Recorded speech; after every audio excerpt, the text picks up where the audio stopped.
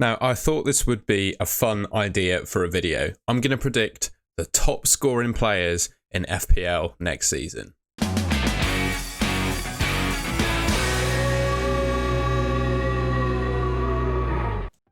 Right, now, before we actually get into the top 10, I've got a couple of honourable mentions and a couple of players that I think are going to regress this season and not do so well. Starting off, we've got Raheem Sterling. Now, I think Chelsea are going to improve under Mauricio Pochettino. No doubt in my mind that that's the case. And I also think Sterling is going to be nailed to start in that team. I really do think Poch can get a tune out of him, and surely he's got to be starting Raheem Sterling on that left-hand side. I think Nkunku will probably take them for Chelsea, but I do think Sterling has a chance of getting the penalties as well. A point about Sterling at Man City, he got 175 attacking returns for them in 225 games. Now, if that Sterling can come back in any way, shape or form with the 0.7 expected returns per 90 across his time in the Premier League, he's going to be an unbelievable option. That is better than any Arsenal midfielder did last season, for example. So I really do think he's going to refine his form under Pochettino. He couldn't quite make it into my top 10 here. I just couldn't justify picking him over the 10 players I have. But I really do think 7 million is great value for him, and he's definitely in with a shout of getting into the top scorers. And my final honourable mention goes to Martinelli. I think he's going to have another very decent season. 15 goals, 9 assists, 198 points last year. Absolutely excellent season.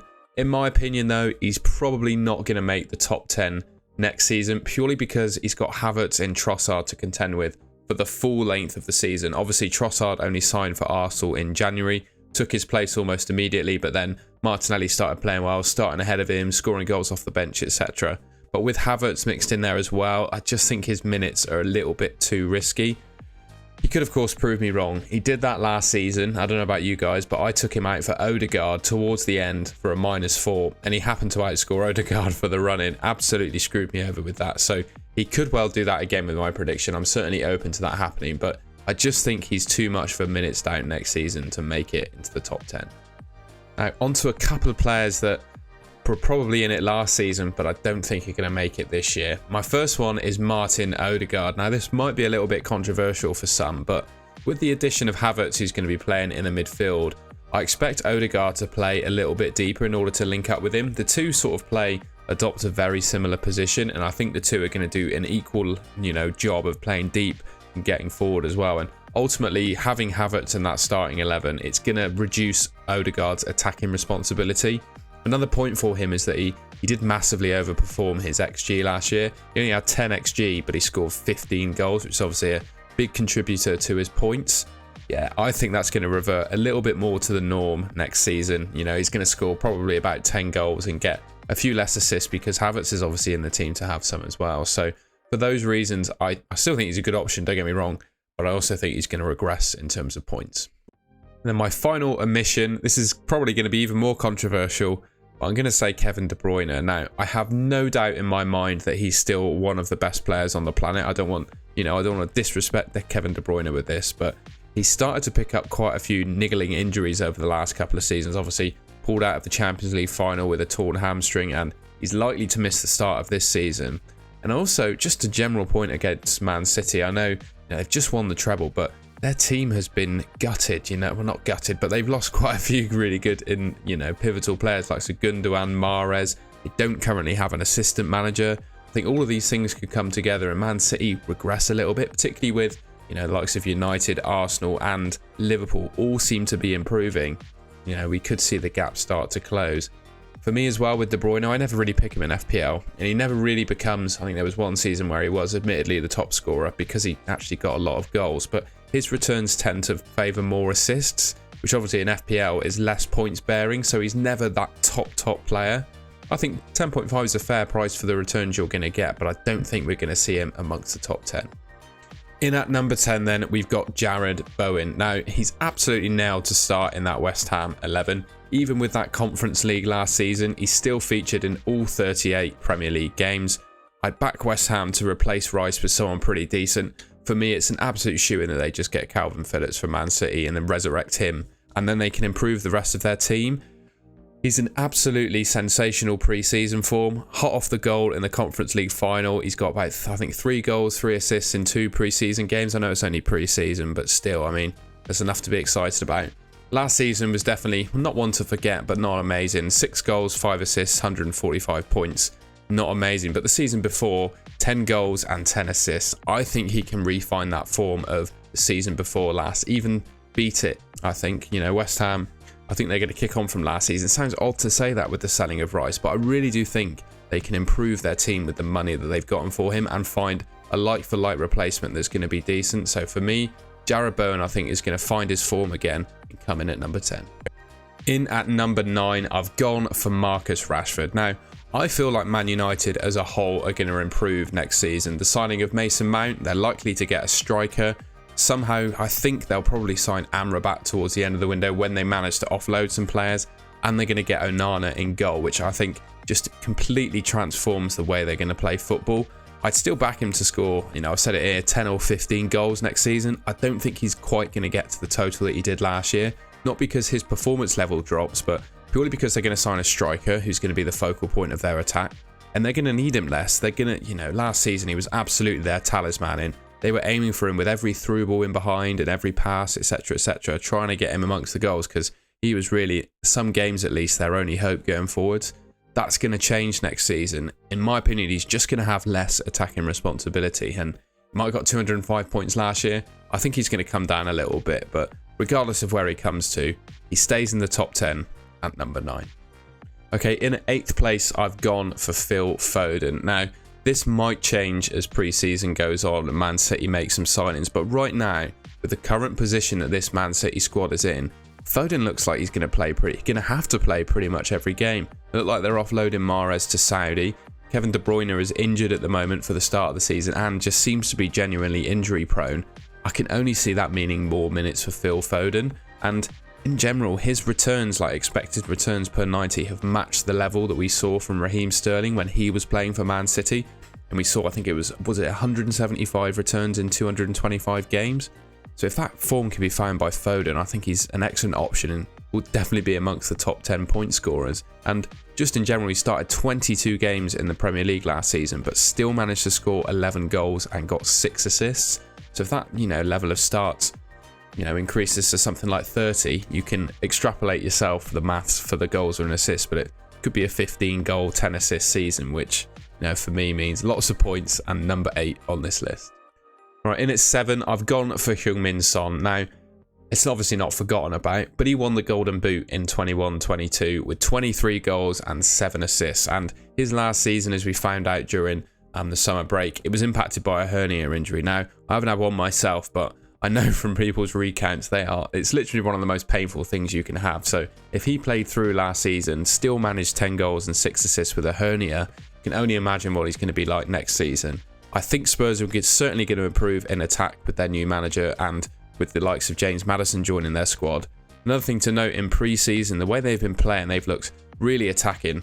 Forget about defence for Son's sake. I think Spurs are going to be terrible defensively next season. They're just going to be all-out attack. But going forwards, they're going to score a lot of goals. And, you know, regardless of what happens with Harry Kane, obviously we know how good Son is with Kane in the team. But without Kane, he takes the penalties and his underlying numbers actually improve without Kane in the team, which seems a bit contradictory, but you can look it up yourself. They actually do. So for me, he's number 7.